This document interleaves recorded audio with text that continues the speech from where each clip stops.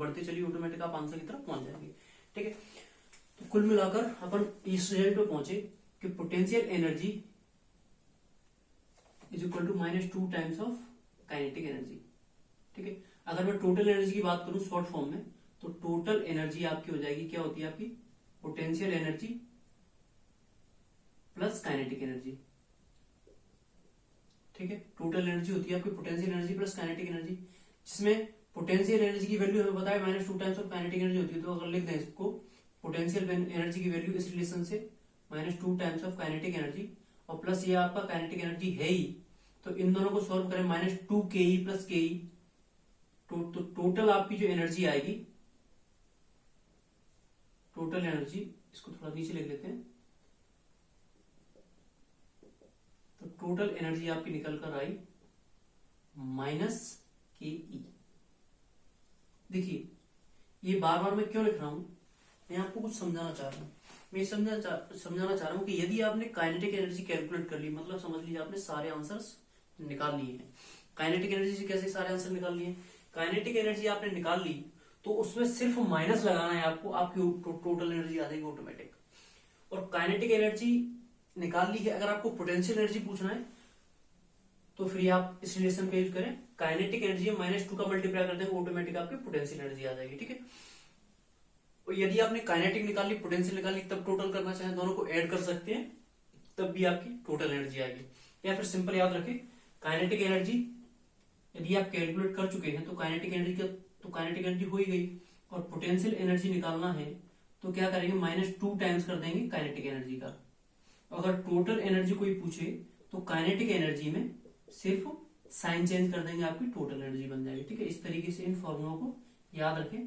मेरा कहने का मतलब यह है, अगर आपने काइनेटिक एनर्जी कैलकुलेट कर ली है तो आप अपना टाइम वेस्ट न करें, सिर्फ पोटेंशियल एनर्जी के -2 का मल्टीप्लाई करते हैं काइनेटिक में, और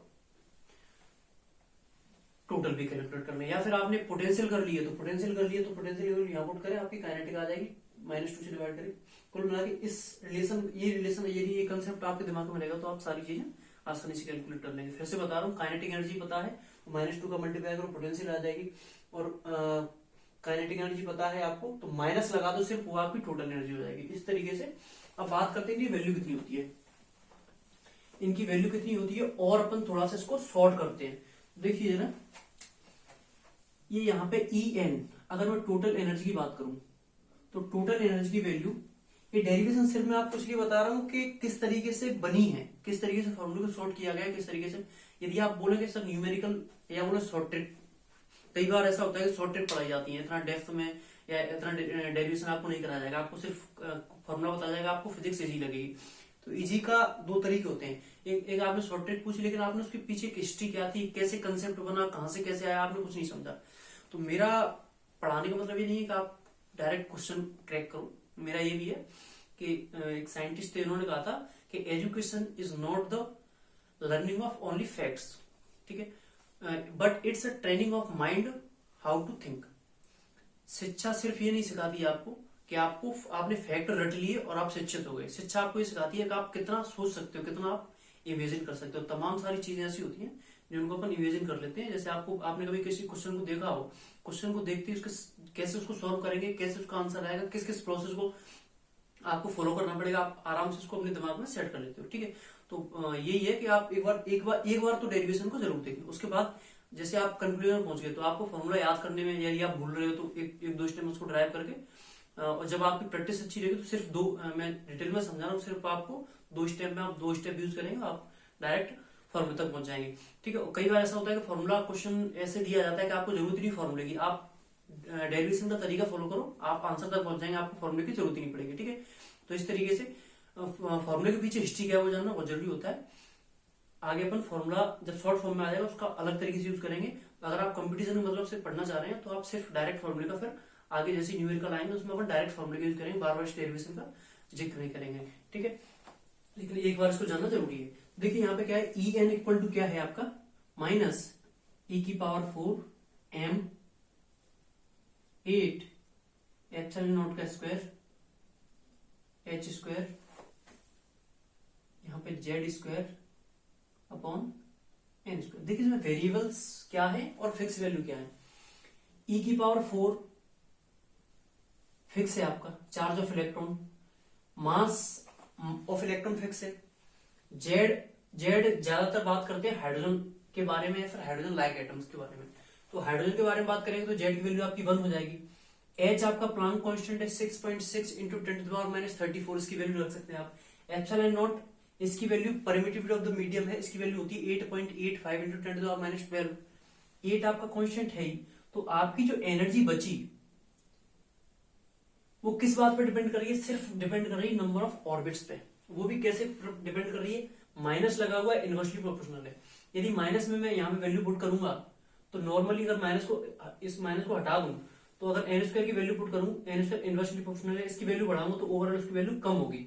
लेकिन माइनस लगा हुआ है तो इसकी वैल्यू बढ़ाने पर आपकी नेगेटिव में वैल्यू बढ़ रही है, इसका मतलब इनवर्सली प्रोपोर्शनल है। यहाँ पे एन की वैल्यू बढ़ाएंगे, इसकी वैल्यू कम होगी लेकिन वो नेगेटिव में कम होगी, इसका मतलब अपन नेगेटिव से जीरो की तरफ जाएंगे, मतलब हमारी एनर्जी बढ़ेगी। तो यहाँ से एक रिजल्ट निकल गया है, अपन समझना चाहें इसको और शॉर्ट कर लेते हैं। पहले देखिए इलेक्ट्रॉन की वैल्यू रखेंगे -1.6 इंटू 10⁻⁻19, इसकी पावर 4।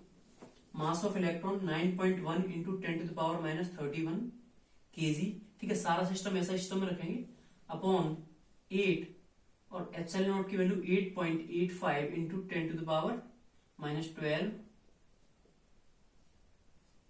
स्क्वायर। एच की वैल्यू, एच है आपका प्लांक कांस्टेंट 6.6 इंटू 10⁻34 और यहां बचेगा आपका जेड को। सपोज जेड अपन बात कर रहे हैं एटम हाइड्रोजन के बारे में, 4 हाइड्रोजन, जेड इक्वल टू आपका हो जाएगा 1। जेड इक्वल टू 1 हो जाएगा तो आपका फॉर्मूला क्या बचेगा? आपका जेड की वैल्यू 1 की, सिर्फ आपका बचा वेरिएबल एन स्क्वायर। इन सारी चीजों को जैसे आप कैलकुलेट करेंगे तो आपका एक छोटा सा आंसर निकलेगा, कांस्टेंट आएगा, जिसको अपन अभी देख लेते हैं क्या बनेगा वो। देखिए यहां पे अगर कांस्टेंट की बात की जाए तो कांस्टेंट निकल के ये आ रहा है। ठीक है, ये सारा इसको अपन कांस्टेंट बोल सकते हैं। तो यहां से ई एन की जो वैल्यू आएगी माइनस इस सब को कैलकुलेट करेंगे तो आपकी जो एनर्जी आएगी उसमें मैं 1.6 एक चार्ज ऑफ इलेक्ट्रॉन का डिवाइड कर दूं, या फिर डायरेक्ट अपन जूल में कैलकुलेट करना चाहें, या फिर आप उसको लिखेंगे जैसे ही आप इसको सॉल्व करेंगे तो -13.6 इलेक्ट्रॉन वोल्ट, एक इलेक्ट्रॉन को मैंने इसमें बचा के रखा, अपॉन एन स्क्वायर। ठीक है, इसको जूल में अगर देखना चाहो तो जूल में क्या करेंगे, -13.6 और ये इलेक्ट्रॉन इसका एक की वैल्यू रख देंगे। यहाँ पे 4 इलेक्ट्रॉन थे, ई की पावर 4 थी, ई की पावर 3 का ही मैंने यूज किया, एक इलेक्ट्रॉन को बचा के रखा, तो 1.6 इंटू 10⁻⁻19 करेंगे तो आपकी वैल्यू जो आएगी वो किसमें आ जाएगी? जूल में। ठीक है, लेकिन हम जो मोस्टली यूज होता है आपका फॉर्मूला वो आपका ये होता है -13.6 n upon n square electron volt. ठीक है, ये आपकी एनर्जी यूनिट है।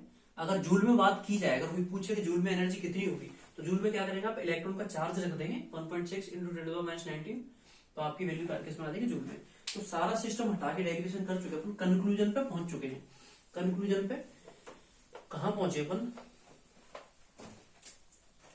सपोज दैट ये आपका यहां न्यूक्लियस है, ये आपका है n equal to 1 first orbit, ये आपका है n equal to 2 second orbit, ये आपका है n equal to 3 third orbit, ये 4, ये 5th, इस तरीके से आपके यहां इनफाइनाइट ऑर्बिट तक की अपन बात करेंगे। ठीक है, इनकी सबकी एनर्जी क्या होगी, और हम ग्राउंड से ऊपर की तरफ जाएंगे तो हमारी एनर्जी बढ़ेगी या फिर हमारी एनर्जी कम होगी, टोटल एनर्जी। ठीक है, अपन काइनेटिक एनर्जी पोटेंशियल एनर्जी की बात नहीं करें। काइनेटिक एनर्जी पोटेंशियल एनर्जी अगर निकालना चाहो तो आप आसानी से निकाल सकते हो। टोटल एनर्जी होता है, उसमें अगर माइनस लगा दो तो काइनेटिक एनर्जी बन जाती है, और काइनेटिक एनर्जी पता चल गया फिर उसमें -2 का मल्टीप्लाई कर दो तो आपकी पोटेंशियल एनर्जी बन जाती है। ठीक है, जरा बात कर लेते हैं एनर्जी का फॉर्मूला कहां तक पहुंचे। फाइनल रिजल्ट जो आया और जो न्यूमेरिकल्स में यूज होता है आपका फॉर्मूला वो रहता है -EN, मतलब energy of electron in nth orbit is equal to -13.6 upon n square electron volt. ठीक है, ये आपका एक तरीके से कंक्लूजन बोले या रिजल्ट बोले वो आपका आ चुका है। ठीक है, तो अब हम क्या कर सकते हैं, आपने ये सारी चीजें अपन कर रहे हैं फॉर हाइड्रोजन के लिए।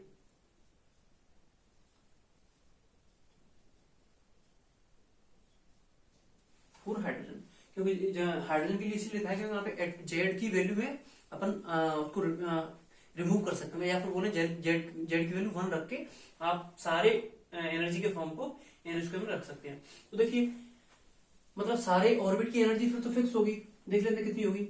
अगर एन की वैल्यू 1 कर दी जाए, मतलब फर्स्ट ऑर्बिट की एनर्जी पूछी जाए, तो क्या करेंगे आप, एन की वैल्यू 1 रखेंगे तो ई एन की वैल्यू आपकी आ जाएगी, E n equal to n की जगह 1 रखेंगे 13.6 अपॉन 1 का स्क्वायर, तो आपका आंसर आ जाएगा माइनस का 13.6 इलेक्ट्रॉन वोल्ट। ये है आपकी फर्स्ट ऑर्बिट की एनर्जी, मतलब एन इक्वल टू 1, यहां पर इलेक्ट्रॉन की कितनी एनर्जी है, माइनस 13.6 इलेक्ट्रॉन वोल्ट। ठीक है, अगर इलेक्ट्रॉन जंप करके सेकंड ऑर्बिट में गया, एन इक्वल टू 2, तो यहां पे क्या करेगा, अगर आपने बोर मॉडल पढ़ा हो तो उसमें एक लाइन थी कि इलेक्ट्रॉन जब लोअर ऑर्बिट से हायर ऑर्बिट में जाएगा तो क्या करेगा, वो एनर्जी एब्जॉर्ब करेगा। ठीक है, या फिर बोले पहले ऑर्बिट में उसके पास कम एनर्जी रही होगी और दूसरे ऑर्बिट में उसके पास ज्यादा एनर्जी होगी, और तीसरे ऑर्बिट और बाहर जाएगा तो उसके पास और ज्यादा एनर्जी होगी, और बाहर जाएगा तो उसके पास और ज्यादा एनर्जी होगी। ठीक है, तो इस तरीके से सेकेंड ऑर्बिट की बात की जाए तो यहाँ पे E1 था और एनर्जी इन सेकेंड ऑर्बिट, तो एनर्जी इन सेकेंड ऑर्बिट निकालने के लिए क्या करेंगे, माइनस 13.6, एन की वैल्यू 2 रखेंगे, 2 का स्क्वायर करेंगे तो आ जाएगा माइनस 13.6 अपॉन 4, इसको डिवाइड करेंगे तो माइनस का 4 3 जा 12 पॉइंट, यहां से 1 कैरी बचा आपका, तो 4 4 जा 16, माइनस का 3.4, मतलब सेकेंड ऑर्बिट में हाइड्रोजन के में इलेक्ट्रॉन की कितनी एनर्जी रहती है, माइनस की 3.4 इलेक्ट्रॉन वोल्ट। देखिए ये वैल्यू इससे ज्यादा हो चुकी है क्योंकि अपन माइनस में चल रहे हैं। अगर बात करें थर्ड ऑर्बिट में एन इक्वल टू 3, तो E3 की जो वैल्यू आएगी, E3 की वैल्यू कितनी आएगी, माइनस 13.6, एन की वैल्यू आप रखेंगे 3 का स्क्वायर डायरेक्ट मैं 9 लिख रहा हूं, 9 से उसको डिवाइड करेंगे तो माइनस का 1 9 1 जा 9, आपका बचा 4, तो 46 हो जाएगा, 9 5 जा 45, बचा 1, आपकी 1.51, तो थर्ड ऑर्बिट की आपकी एनर्जी आ जाएगी माइनस का 1.51।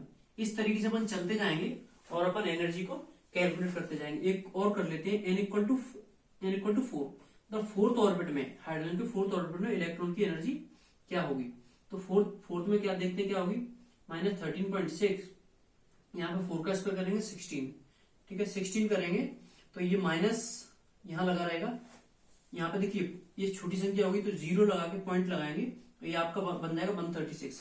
आपको 16 की टेबल याद हो तो 16 9 जा आपका होता है 144, ठीक है, लेकिन 144 से पहले ही जाना है तो 0.8 के समथिंग आपका याद आएगी फोर्थ ऑर्बिट की एनर्जी, फोर्थ ऑर्बिट में इलेक्ट्रॉन की एनर्जी, ठीक है, माइनस 0.8। अगर बात करें इनफाइनाइट ऑर्बिट तो एन इक्वल टू इनफाइनाइट अगर अपन करें तो एनर्जी देखते हैं कितनी होगी, ई इनफाइनाइट पे, मतलब इनफाइनाइट ऑर्बिट पे जाके एनर्जी क्या होगी, या फिर बोले आउटरमोस्ट एनर्जी क्या होगी, तो माइनस का 13.6 अपॉन इनफाइनाइट का स्क्वायर, इनफाइनाइट का स्क्वायर करेंगे तो आंसर आपका क्या हो जाएगा 0। तो यहां जाके जैसे इलेक्ट्रॉन ऊपर जाता जाएगा फाइनली इलेक्ट्रॉन की हाईएस्ट एनर्जी कितनी होगी 0, ठीक है। तो ये एनर्जी इलेक्ट्रॉन के पास माइनस 13.6 थी, यहाँ से थोड़ा सा ग्रोथ किया, थोड़ा सा ग्रोथ किया, थोड़ा सा ग्रोथ किया, थोड़ा सा और ग्रोथ किया। देखिए इलेक्ट्रॉन जब ग्राउंड स्टेट में था तो इलेक्ट्रॉन ग्राउंड से ऊपर जाएगा तो क्या करेगा, उसकी एनर्जी बढ़ती जा रही है तो ऐसा तो नहीं कि इलेक्ट्रॉन खुद से कुछ रिएक्शन कर रहा है, अपनी एनर्जी बढ़ा रहा है, और ऑब्वियस सी बात है वो किसी एनर्जी को एब्जॉर्ब कर रहा होगा रेडिएशन के फॉर्म में, इलेक्ट्रोमैग्नेटिक वेव्स के फॉर्म में। अगर आपने फोटो इलेक्ट्रिक इफेक्ट पढ़ा हो उसमें क्या करते हैं, उसमें जैसे इलेक्ट्रॉन मान लीजिए फर्स्ट ऑर्बिट में या सेकंड ऑर्बिट में, थर्ड ऑर्बिट में, तो ये आपका माइनस 1.51 में जैसे इसको माइनस 1.5 की एनर्जी मिलेगी तो तुरंत जंप करके आपका बाहर चला जाएगा। यदि इलेक्ट्रॉन आपका माइनस 13.6 इलेक्ट्रॉन वोल्ट एनर्जी पे है, इसको माइनस 13.6 इलेक्ट्रॉन वोल्ट एनर्जी दे दी जाए प्लस के, तो ये माइनस से ऊपर जंप करके आपका बाहर चला जाएगा, ठीक है, या बाहर चला जाएगा तो बोले इनफाइनाइट ऑर्बिट में मूव करने लगेगा। तो इस तरीके से आपका एनर्जी का रिलेशन बनता है। दूसरी बात, इस पे थोड़ा सा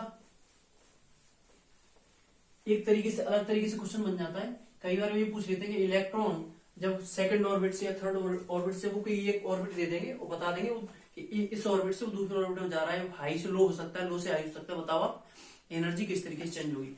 तो अभी हमने एनर्जी का एक रिलेशन निकाला था, ई energy of electron in nth orbit, वो अपना आया था -13.6 upon n square electron volt. तो जो हमारी जो अभी मैंने ब्रैकेट किया था कांस्टेंट जो वैल्यू आ रही थी, कांस्टेंट वैल्यू में अगर इस वैल्यू को 13.6 को जूल में कन्वर्ट करना चाहें तो एक नई रिलेशन निकल के आता है जिसको अपन लिखते हैं -RCH अपॉन n स्क्वायर। ये आपका आंसर आएगा जूल में।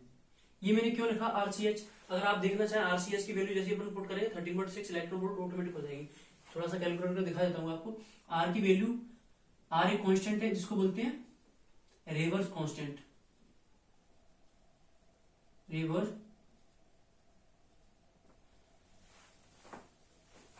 कांस्टेंट, ठीक है, रेवर्स कांस्टेंट या रेवर कांस्टेंट।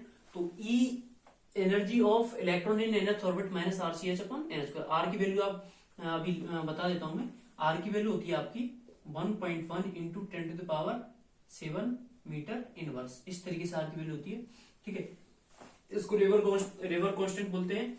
यहाँ पे सी क्या है, सी है आपकी स्पीड ऑफ लाइट, एच है आपका प्लांक कांस्टेंट, एन है आपका नंबर ऑफ ऑर्बिट। ये अगर आप निकालना चाहें तो आप जूल में।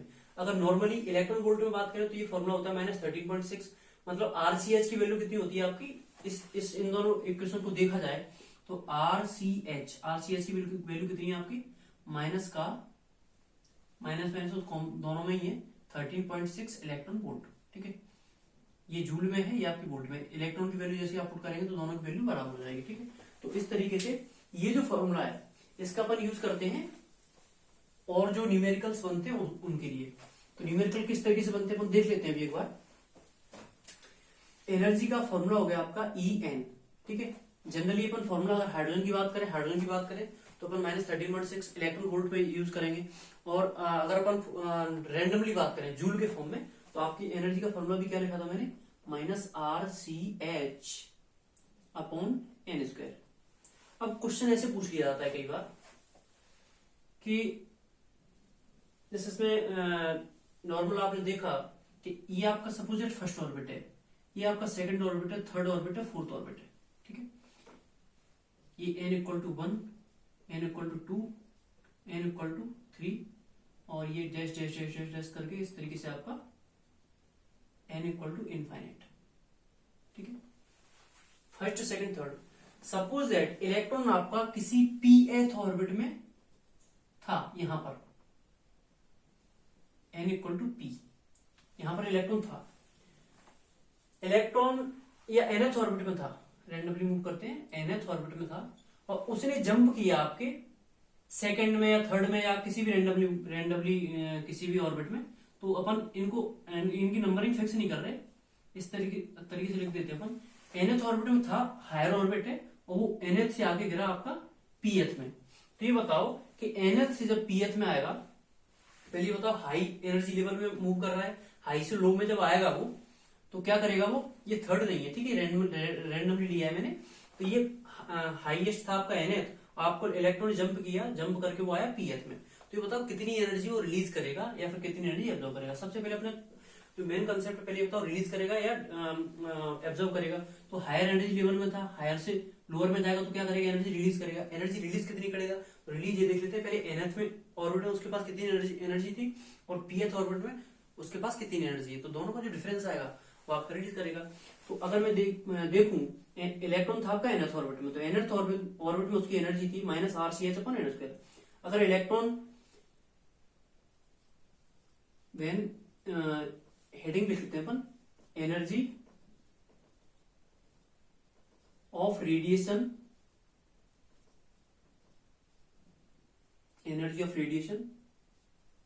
When electron transist from nth orbit to pth orbit। Electron जब nth ऑर्बिट से pth, कई किताबों में आपको मिल जाएगा कि n1 ऑर्बिट से n2 ऑर्बिट या n2 ऑर्बिट से n1 ऑर्बिट, ठीक है। तो आप मेन बात ये दिमाग में रखिए कि वो एक हायर ऑर्बिट है p q, जो भी आप वेरिएबल यूज करें, तो उसको अपन यहाँ पे यूज कर रहे हैं अपन nth ऑर्बिट, और जिसमें जाके वो गिरा, जो फाइनली जिसमें जाके वो इलेक्ट्रॉन पहुंच गया, उसको अपन बोला pth ऑर्बिट। तो nth ऑर्बिट में क्या एनर्जी रही होगी, तो nth ऑर्बिट में उसकी एनर्जी रही होगी En is equal to minus RCH upon n²। लेकिन वो गिरा कहां पे, गिरा वो जाके pth ऑर्बिट में, तो pth में उसकी वैल्यू हो जाएगी माइनस RCH अपॉन p²। इतना तो हमें पता है कि n की वैल्यू ज्यादा है, यहां पे लिख लेते हैं n is greater than p, ठीक है। ये आपका हायर ऑर्बिट है, p आपका लोअर ऑर्बिट है। तो हायर ऑर्बिट में ये भी अपन ने देखा था, पीछे भी देखा था कि हायर ऑर्बिट में एनर्जी ज्यादा होगी, इसमें एनर्जी कम होगी।